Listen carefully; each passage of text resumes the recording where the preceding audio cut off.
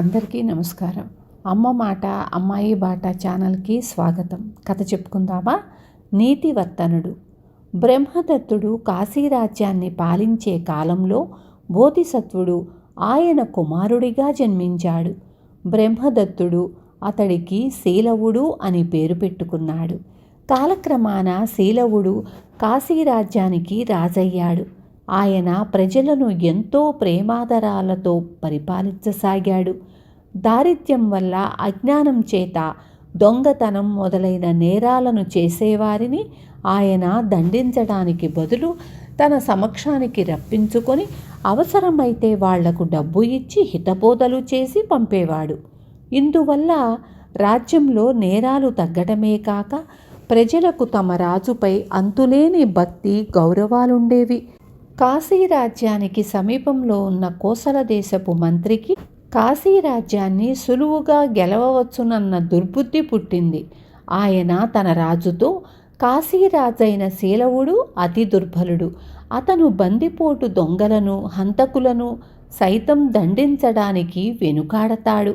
అటువంటి పిరికివాణ్ణి మనం సునాయాసంగా జయించవచ్చు అని చెప్పాడు. ఇది నిజమో కాదో తెలుసుకోవడానికై కోసలరాజు తన సైనికులను కొందరిని పిలిచి, మీరు సరిహద్దు దాటి కాశీరాజ్యంలో ప్రవేశించి గ్రామాలను కొల్లగొట్టి రండి అని ఆజ్ఞాపించాడు. కోసల సైనికులు కాశీరాజ్య గ్రామాల మీదకు వచ్చి పడగానే అక్కడి ప్రజలు కలిసికట్టుగా వాళ్లను ఎదిరించి పట్టుకొని తమ రాజైన శీలవుడి దగ్గరకు తీసుకుపోయారు. మీరు విదేశీయుల్లాగా ఉన్నారు, మా గ్రామాలు కొల్లగొట్ట రావడానికి కారణం ఏమిటి అని రాజు శీలవుడు వాళ్లను ప్రశ్నించాడు. మహారాజా, మాకు తిండికి జరగక ఇలా చెయ్యవలసి వచ్చింది అన్నారు కోసల సైనికులు.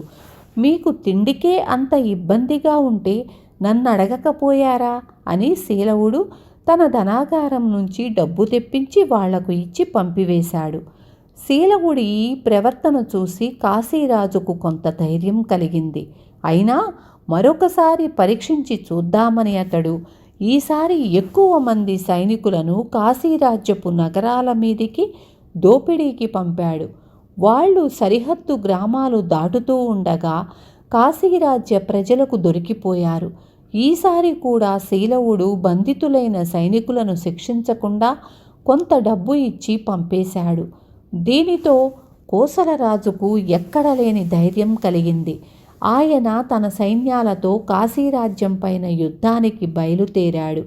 ఈ వార్త గూఢచారుల ద్వారా తెలియగానే మంత్రులు, సేనాధిపతులు శీలవుడి దగ్గరకు వచ్చి, మహారాజా, కోసలరాజుకు మన శక్తి తెలియదులా ఉంది.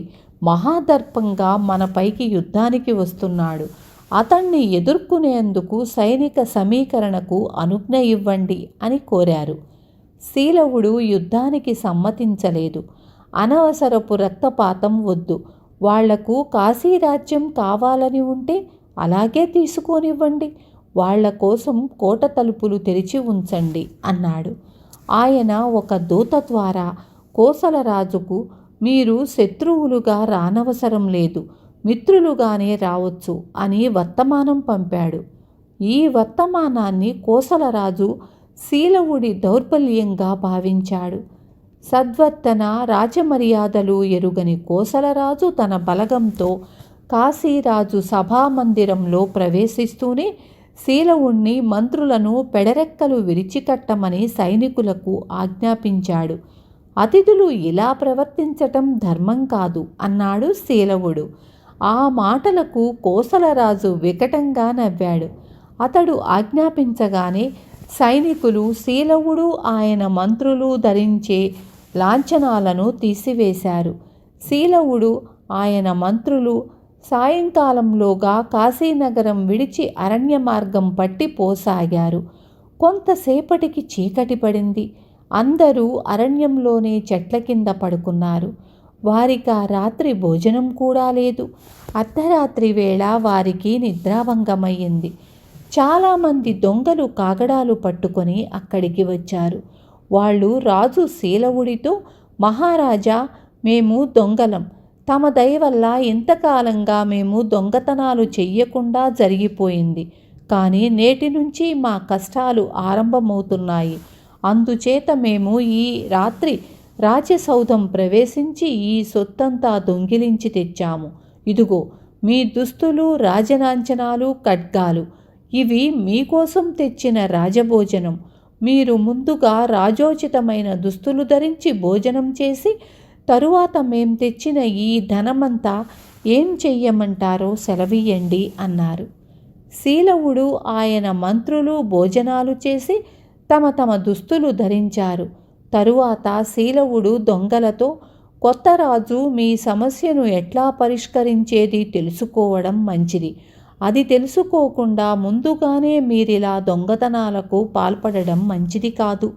ఈ ధనమంతా తీసుకుపోయి రాజుకు ఇచ్చి ఆయన మీ బ్రతుకు తెరువుకు ఏం చెయ్యమంటాడో అడగండి అన్నాడు. ఆతిథ్యం ఇచ్చిన వారిని దొంగలా దోచిన వాడికి న్యాయబుద్ధి ఉండదు మహారాజా.